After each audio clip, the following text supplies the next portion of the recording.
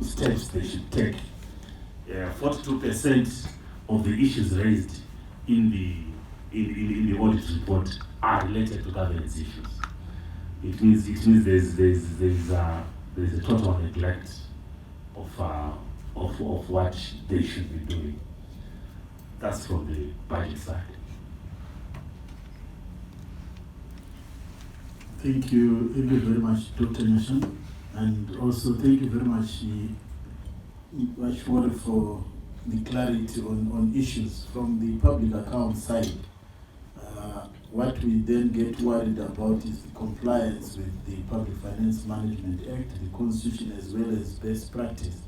And I would tell you that you need to be very strong to read through these reports, because otherwise halfway you may start mourning and you will not be able to finish reading it, because the levels of contamination of our finances is so high.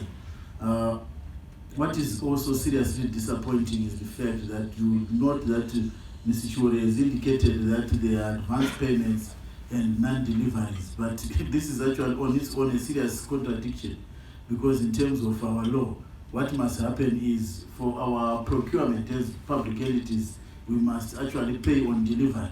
So the person violates by actually doing the wrong thing, making an advance payment, and then not even getting the items released to them. So we will note that there is continued violation, and the unfortunate part is actually that what is it that is supposed to be done? And the Honorable Minister has always been talking about teeth. What we must do is to make sure that there are consequences for wrongful conduct or wrongful action.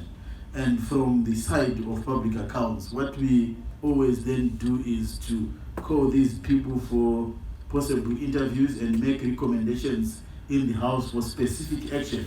For example, prosecutions, the repayments or compensation relating to restitution of funds for those funds which are misappropriated.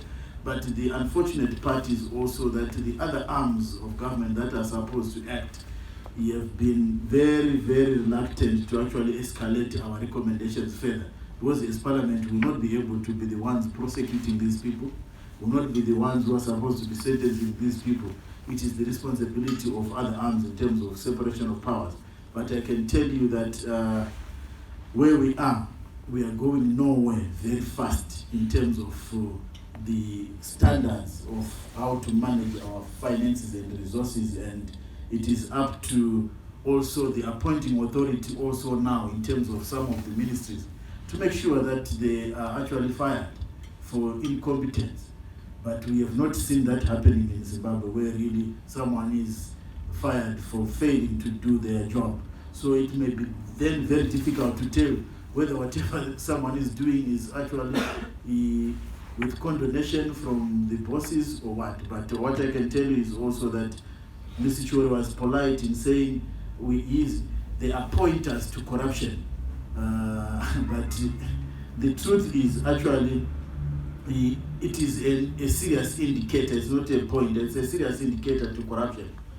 Because as long as we are not able to trace our resources, my conclusion is that someone would have done certain things wrongly, and the intention is actually to deprive us as Zimbabweans, as the owners of our right to development. So when you see all your schools failing, all your hospitals failing, all the potholes in town, you just have to know that it is as a result of someone failing to run our monies properly and failing to actually appropriate our funds accordingly in terms of use.